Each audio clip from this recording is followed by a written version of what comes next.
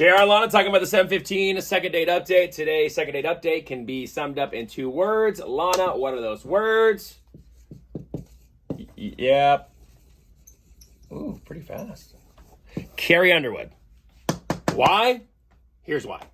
We're trying to help out Ryan this morning. I like this guy. He seems like very cool, confident dude. They met at a happy hour. Mm-hmm. And then he invited this girl, Maddie, over to his house another night to cook for her. And he said the dinner was good. I even asked him, was your place clean? He said, yes, I cleaned it up. And he was very confident on his food. So very confident on that. And then I also asked, did she stick around after the meal? Or did she go, hey, you got to go? 3 hours or something. 3 hours they hung out. So that's a good sign. He has reached out, heard nothing. Let's try to call Maddie and see if we can get her on the phone.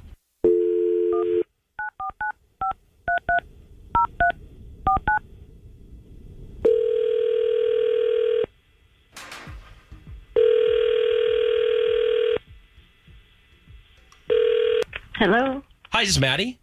Yeah, it's Maddie. Hey, Maddie, this is JR, Lana, and Kevin over here at 99.5 QIK. I know that sounds a little random. Yeah, wow. Hello, good morning. Super excited, huh? Maddie, no, I know we're catching you off guard this morning. Listen, we want to see if we can talk to you for a second on the air if you had a couple minutes. Would that be all right if we just asked you a couple questions? It's actually about a date you went on. What is this about? This is about Ryan. Do you remember Ryan? Yeah. Okay. I'll just tell you what we know, Maddie. You guys, went to happy hour for some drinks, but then the cool thing was he invited you over for a second date to cook for you, and then he thought things went great, seemed like you enjoyed the meal, seemed like you hung out afterwards, and that was all good, but he has heard nothing from you since, and he's trying to figure out how to set up a third date with you and wants to know what's up. So what's the deal?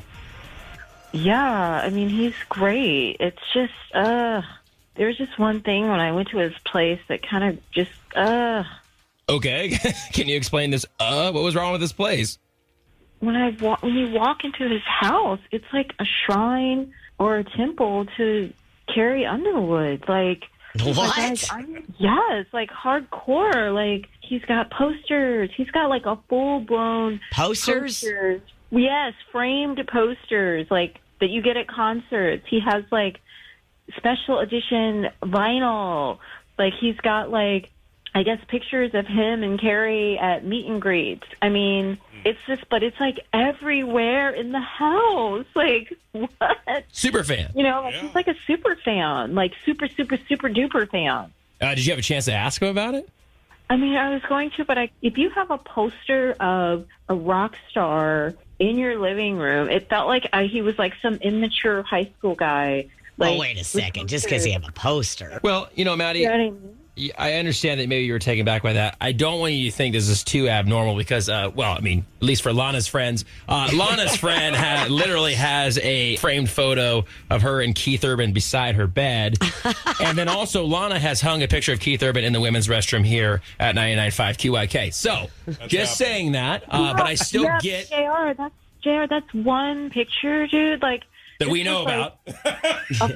Right. But that's fair. But this was like full-blown shrine, like every room in the hallway. The living room had multiple posters. Like, there's pictures of him in the meet and greet. Like, how could you not say something? And then he had her lyrics out with metallic letters. Like, it was crazy. Like, wow. Lyrics. It's like a museum. Was her music playing while he was making you dinner? Had a nice touch. I mean, that was the only thing that made me feel like I wasn't in like the Carrie Underwood theme park. Not that it matters, but I just have to ask: do you by any chance resemble Carrie Underwood? You have blonde hair and awesome legs.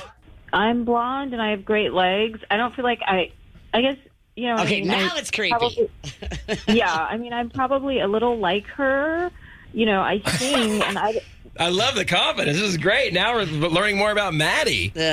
Yeah, I'm just saying, like, you guys, this was a grown man to have posters on the wall like he was like a high school guy. It was immature, and it was beyond like a super fan. Like, I don't know if this is an obsession. I don't know. Well, Maddie, here's the deal. We're going to talk to that grown man because we actually have Ryan on the phone with us. Seriously? I'm not an obsessed fan. I'm not obsessed. I have a couple of pictures of Carrie Underwood. I was a fan of American Idol. I've gone to concerts with my mom. I've met her a couple of times. Big deal. I'm a fan of hers, and there's a couple of pictures at my house. That's your problem? That's crazy.